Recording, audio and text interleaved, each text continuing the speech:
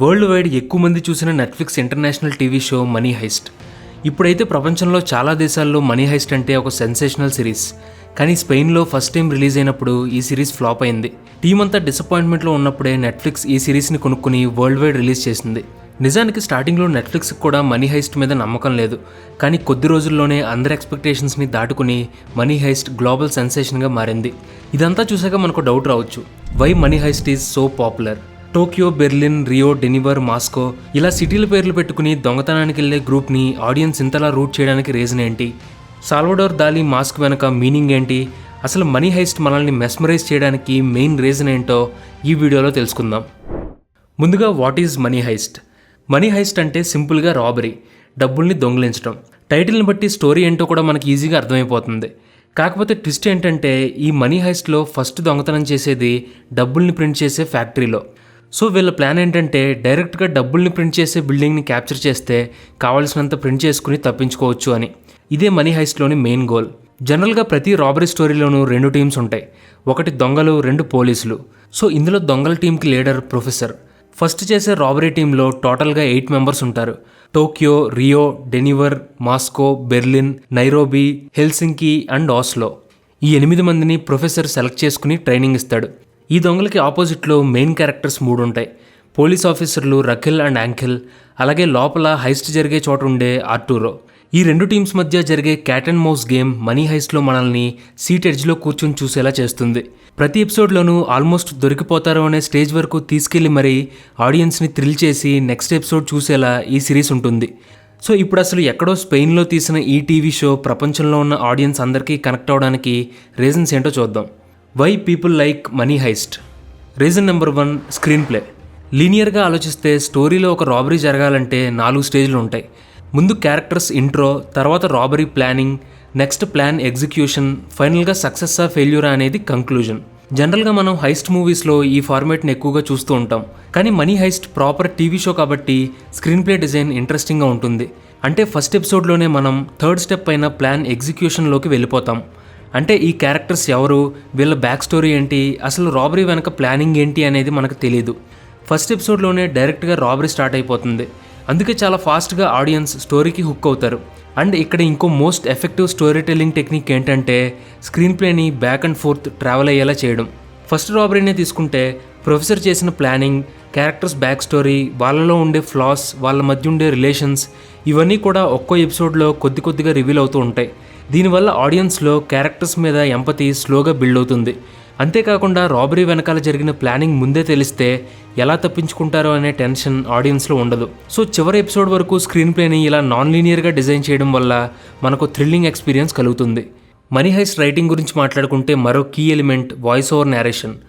First episode first scene నుండి Tokyo character స్టోరీని narrate చేస్తూ ఉంటుంది. ఈ నేరేషన్ కొన్నిసార్లు ఆడియన్స్ని స్టోరీలో ఇన్వాల్వ్ అయ్యేలా చేయడానికి ఉపయోగపడుతుంది. థ్రిల్లర్ అయినా సరే రైటింగ్లో మనీ హైస్ట్ ఎక్కడా డ్రాప్ అవ్వదు. ఇదే ఈ షో సక్సెస్ అవ్వడానికి one of the main reasons. Next reason number 2, characters. A story అయినా సరే సక్సెస్ అవ్వాలంటే క్యారెక్టర్స్ మనకు కనెక్ట్ అవ్వాలి. మనీ హైస్ట్ సిరీస్ని అందరూ బాగుందని చెప్పడానికి మెయిన్ రీజన్ ఈ క్యారెక్టర్సే. అసలు వీళ్ళ ఒరిజినల్ నేమ్స్ ఏంటో కూడా మనకు తెలియదు. సిటీల పేర్లు పెట్టుకుని దొంగతనం చేయడానికి వెళ్ళే క్రిమినల్స్ అయినా సరే వీళ్ళు గెలవాలని, అక్కడి నుండి తప్పించుకోవాలని ఆడియన్స్ కోరుకుంటారు. దీనికి మెయిన్ రీజన్ ఏంటంటే షో రైటర్స్ ఒక్కో క్యారెక్టర్కి ఒక్కో యూనిక్ ఐడెంటిటీని క్రియేట్ చేశారు. ఇదే ఐడెంటిటీతో స్టోరీని కనెక్ట్ చేసి ప్లాట్ని నడిపించారు.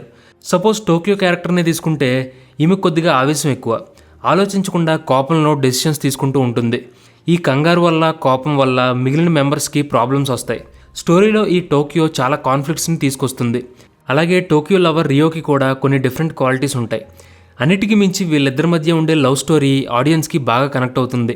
ఇదే విధంగా గ్యాంగ్లో ఏ మెంబర్ని తీసుకున్నా ప్రతి ఒక్కరికి సపరేట్ బ్యాక్ స్టోరీ అనేది ఉంటుంది. ఆడియన్స్ తమని తాము రిలేట్ చేసుకునేలా వీళ్ళందరిలోనూ బేసిక్ హ్యూమన్ ఎమోషన్స్ ఉంటాయి. నైరోబీ క్యారెక్టర్ని తీసుకుంటే ఈమె రాబరీ చేసేది తన కొడుకుని మళ్ళీ కలవడం కోసం. అలాగే డెన్వర్ అండ్ మాస్కో ఇద్దరు తండ్రి కొడుకులు, లైఫ్లో చాలా కోల్పోయిన లోజర్స్. అయినా సరే ఒకే ఒక్క ఫైనల్ రాబరీతో సెటిల్ అవుదాం అని అనుకుంటారు. ఈ తండ్రి కొడుకుల మధ్య బాండింగ్ ఆడియన్స్కి బాగా కనెక్ట్ అవుతుంది.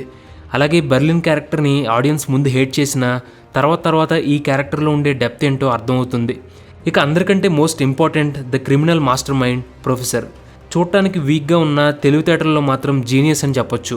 నిజానికైతే ప్రొఫెసర్ చేసేది పెద్ద క్రైమే, కానీ ఎవరికి హాని చేయకుండా, ఎవరి నుండి దోచుకోకుండా తనకు కావాల్సింది సాధించాలి అనుకుంటాడు. అలాగే హైస్ట్ జరుగుతూ ఉన్నప్పుడు ఎన్ని ప్రాబ్లమ్స్ వచ్చినా ఒక్కడే తన మాస్టర్ మైండ్ ఉపయోగించి సాల్వ్ చేస్తాడు. మనీ హైస్ట్లో ఎన్ని క్యారెక్టర్స్ ఉన్నా సరే మనందరికీ ఫేవరెట్ అంటే మాత్రం ప్రొఫెసర్ అనే చెప్పాలి. ఇలా క్యారెక్టరైజేషన్ని కరెక్ట్గా చూపించడం వల్ల మనీ హైస్ట్ ఆడియన్స్ మైండ్లో మర్చిపోలేని ముద్రని క్రియేట్ చేసింది. Next number 3, we all love underdogs. As a human beings మనుషులందరిలోనూ కామన్గా ఉండే క్వాలిటీ అండర్ డాగ్స్ని కేర్ చేయడం. అంటే స్టోరీల్లో తక్కువ బలం ఉండేవాడినే మనం సపోర్ట్ చేస్తాం. Classic example David and Goliath స్టోరీనే తీసుకుంటే ఈ కథలో ఎవరైనా సరే వీక్గా ఉండే డేవిడ్నే రూట్ చేస్తారు. అలాగే మనీ హైస్ట్లో రాబరీ గ్యాంగ్ అంతా typical losers and under dogs. వీళ్ళ లీడర్ ప్రొఫెసర్ అయితే ఒక అమాయకుళ్ళ వీక్ పర్సనాలిటీతో ఉంటాడు. వీళ్ళంతా రెగ్యులర్గా ఉండే కరుడు కట్టిన నేరస్తులైతే కాదు, అంటే ఎవరిని దోచుకోవట్లేదు, చంపట్లేదు. బ్లంట్గా చెప్పాలంటే మనీ హైస్ట్ గ్యాంగ్ అంతా అసలు సిసలైన అండర్ డాగ్స్. మీకు గుర్తుంటే కనుక ప్రొఫెసర్ క్యారెక్టర్ ఒక ఎపిసోడ్లో ఎక్స్ప్లెయిన్ చేస్తాడు, అండర్ డాగ్స్ని ప్రజలెవరూ శత్రువులుగా చూడరు అని. ఇంకా చెప్పాలంటే సపోర్ట్ చేస్తారు. సో ఆడియన్స్ ఈ క్యారెక్టర్స్కి కనెక్ట్ అవ్వడానికి మెయిన్ రీజన్ ఇదే. ఇలా అండర్ డాగ్స్ క్వాలిటీస్ ఉండడం వల్ల ప్రతి పాత్రతోనూ మనల్ని మనం రిలేట్ చేసుకుంటాం. ఈ క్యారెక్టర్స్ లాగే మనకు కూడా ఎమోషన్స్ ఉంటాయి, మనల్ని మనం అండర్ డాగ్స్ అనుకుంటాం. సో యూనివర్సల్గా అందరూ కోరుకునేది ఈ అండర్ డాగ్స్ విన్ అవ్వాలి అని. అందుకే హైస్ట్ సక్సెస్ఫుల్ అయ్యి సేఫ్గా అందరూ బయటపడాలి అనేది ఆడియన్స్ ఏమవుతుంది. మనీ హైస్ట్ సక్సెస్కి ఇది one of the main reasons. Next reason number 4, mass moments. Money heist హీరోయిజంని చాలా డిఫరెంట్గా ఎస్టాబ్లిష్ చేస్తుంది. కొన్ని సీన్స్ అయితే ఆడియన్స్కి గూస్ బంప్స్ ఇచ్చే లెవెల్లో ఉంటాయి. మాస్ మసాలా సినిమాల్లో విజిలేసే సీన్లు ఎలా ఉంటాయో మనీ హైస్ట్లో కొన్ని ఎలివేషన్ సీన్స్ అదే రేంజ్లో ఉంటాయి. ఈ సిరీస్ గ్యాంగ్లో ఉన్న దాదాపు ప్రతి క్యారెక్టర్కి ఒక యూనిక్ మాస్ మూమెంట్ని చూపించి ఆడియన్స్ ఫుల్ ఎక్సైట్ అయ్యేలా చేస్తుంది. ఎక్కడైతే గ్రాఫ్ డ్రాప్ అవుతుంది అనుకుంటామో సరిగ్గా అక్కడే ఎక్సైటింగ్ యాక్షన్ సీన్తో మళ్ళీ స్టోరీలో మూమెంట్ని తీసుకొస్తారు. నిజానికి మనీ హైస్ట్ ఒక అవుట్ అండ్ అవుట్ ఎంటర్టైన్మెంట్ ఇచ్చే టీవీ షో. ఇందులో మనం మైండ్ పెట్టి ఆలోచించడానికి, లోతుగా అర్థం చేసుకోవడానికి ఎక్కువగా ఏమీ ఉండదు. స్టార్ట్ నుండి ఎండ్ వరకు నెక్స్ట్ ఏం జరుగుద్ది అనే ఫీలింగే మనలో ఉంటుంది. అందుకే యూనివర్సల్గా అందరికీ ఈ టీవీ షో కనెక్ట్ అయింది. ఇప్పుడు ఫైనల్గా ఈ సిరీస్లో కొన్ని సింబల్స్ వెనుకున్న మీనింగ్ ఏంటో చూద్దాం. Symbolism and philosophy of money heist. Money హైస్ట్లో మనకి మెయిన్గా 3 సింబల్స్ కనిపిస్తాయి. Number 1 Salvador Dali mask, number 2 red colour jumpsuit, number 3 Bella Ciao song. ఈ షో క్రియేటర్స్ ఈ 3 మనీ హైస్ట్ సింబాలిజంని తెలియజేస్తాయని ఒక ఇంటర్వ్యూలో చెప్పారు. వీటిని సింబల్స్లో సెలెక్ట్ చేయడానికి మెయిన్ రీజన్ వీటి వెనుకున్న మీనింగ్, అదే రెసిస్టెన్స్ అండ్ రెవల్యూషన్. ముందుగా దాలీ మాస్క్ని తీసుకుంటే సాల్వడోర్ దాలీ ఒక ఫేమస్ స్పానిష్ ఆర్టిస్ట్. ఈయన ఐడియాలజీ అండ్ ఆర్ట్ క్యాపిటలిజంకి వ్యతిరేకంగా ఉండేది.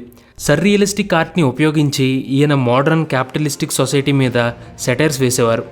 సో మనీ హైస్ట్లో ప్రొఫెసర్ చెప్పే ఐడియాలజీని బట్టి గవర్నమెంట్లు, బ్యాంకులు ప్రజల్ని మ్యానిపులేట్ చేసి డబ్బుల్ని క్రియేట్ చేస్తాయి. అందుకే బ్యాంక్స్ ఎలా అయితే డబ్బుల్ని తీసుకుంటాయో అలాగే మనీని ప్రింట్ చేసి దొంగతనం చేయాలి అని అనుకుంటారు. ఈ మాస్క్ వెనుకుండే దాలీ ఐడియాలజీ కూడా మనకు కనిపిస్తుంది. అలాగే రెడ్ కలర్ కాస్ట్యూమ్ వాడడానికి కొన్ని కంపారిజన్స్ డ్రా చేయొచ్చు. ముందుగా రెడ్ కలర్ అంటే మనందరికీ తెలుసు డేంజర్ అని. అలాగే రెడ్ కలర్ని రెసిస్టెన్స్ని, రెవల్యూషన్ని చూపించడానికి కూడా వాడతారు. అలాగే మనీ హైస్ట్లో ఉండే లవ్ థీమ్ని కూడా ఈ రెడ్ కలర్ రిప్రజెంట్ చేస్తుంది. హిస్టరీలో మనం ఏ రెవల్యూషన్ తీసుకున్నా రెడ్ కలర్ ముఖ్యమైన పాత్ర పోషించింది. సో ఫ్రీడమ్ని, లిబర్టీని సూచించడానికి మనీ హైస్ట్లో క్యారెక్టర్స్ రెడ్ కలర్ని ఎంచుకుంటాయని చెప్పొచ్చు. అలానే మీరు గమనిస్తే ఫస్ట్ పార్ట్లో లోపల ఉండే హాస్టేజెస్ కూడా ఈ కాస్ట్యూమ్ వేసుకుంటారు. పోలీస్ని కన్ఫ్యూజ్ చేయడానికి ఈ ట్రిక్ ఉపయోగిస్తారు. కానీ మెల్లగా ఈ కాస్ట్యూమ్ వల్ల దొంగలు, హాస్టేజెస్ ఇద్దరూ ఒకేలా కనపడడం మొదలు పెడతారు. అంటే క్లాస్ డిఫరెన్స్ని ఈ కలర్ ఈక్వలైజ్ చేస్తుందని అనుకోవచ్చు. అందుకే హాస్టేజెస్కి దొంగలకి మధ్య రిలేషన్ కూడా ఫామ్ అవుతుంది. ఇక్కడ ఇంకో ఇంట్రెస్టింగ్ ఫ్యాక్ట్ ఏంటంటే ఈ మనీ హైస్ట్ మాస్క్ని, జంప్ సూట్ని రియల్ లైఫ్లో చాలా ప్రొటెస్ట్లో వాడడం జరిగింది. ఎక్కడైనా సరే రెవల్యూషన్ అనేది మొదలయ్యేది అప్రెషన్ నుంచే. మనీ హైస్ట్ ఆడియన్స్ని కదిలించడానికి క్యారెక్టర్స్ తీసుకునే స్టాండ్ కూడా one of the main reasons. Robin Hood టైప్లో ఉండే వీళ్ళ అడ్వెంచర్ వరల్డ్ వైడ్ ఒక సైలెంట్ ఇన్స్పిరేషన్ని తీసుకొచ్చింది. అలాగే బెలా చావ్ సాంగ్ కూడా మనీ హైస్ట్లోని సబ్జెక్ట్కి కరెక్ట్గా సరిపోతుంది. ఈ సాంగ్ని ఫస్ట్ ఇటలీలో ప్రొటెస్ట్ ఫోక్ సాంగ్గా వాడేవారు. మొదట్లో రైతులు వర్కింగ్ కండిషన్స్ మీద ప్రొటెస్ట్ చేస్తూ ఈ పాటను పాడారు. ఆ తర్వాత 19th సెంచరీలో సెకండ్ వరల్డ్ వార్ టైంలో ఫ్యాషిజంకి వ్యతిరేకంగా ఈ పాటని పాడేవారు. ఆ తర్వాత నుండి ఈ సాంగ్ ఫ్రీడమ్కి, రెవల్యూషన్కి సింబల్లా మారింది. మనీ హైస్ట్లో ఫస్ట్ టైం ఈ పాటను పాడేది వాల్ట్ లోపల బయటికెళ్లే దారి కనుక్కున్నప్పుడు. అంటే రాబరీ గ్యాంగ్ మొత్తానికి ఫ్రీడమ్ దొరికే సైన్ కనిపించినప్పుడు గ్రూప్ అంతా కలిసి ఈ పాటను పాడతారు. ఇప్పుడైతే ప్రపంచంలో చాలా చోట్ల చాలామంది ఈ బెలా చావ్ సాంగ్ని రకరకాల సందర్భాల్లో పాడి తమ చుట్టూ ఉన్న వాళ్ళలో పాజిటివిటీని తీసుకొస్తున్నారు.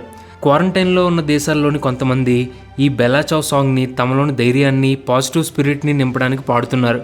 సో ఈ సింబాలిజంని వాడి మనీ హైస్ట్ మనల్ని ఎంటర్టైన్ చేస్తూనే అండర్ డాగ్స్ విన్ అవుతారనే పాజిటివ్ స్పిరిట్ని కూడా మనలో నింపుతుంది. మీరు కనుక ఇప్పటివరకు ఈ టీవీ షోని చూడకపోతే నెట్ఫ్లిక్స్లో అవైలబుల్గా ఉంది, ఖచ్చితంగా చూడండి. అండ్ ఈ షో మీకు ఎలా అనిపించిందో కింద కామెంట్ చేయండి. అలాగే ఈ వీడియోని మీ ఫ్రెండ్స్ అండ్ ఫ్యామిలీతో షేర్ చేసుకోండి. Thanks for watching.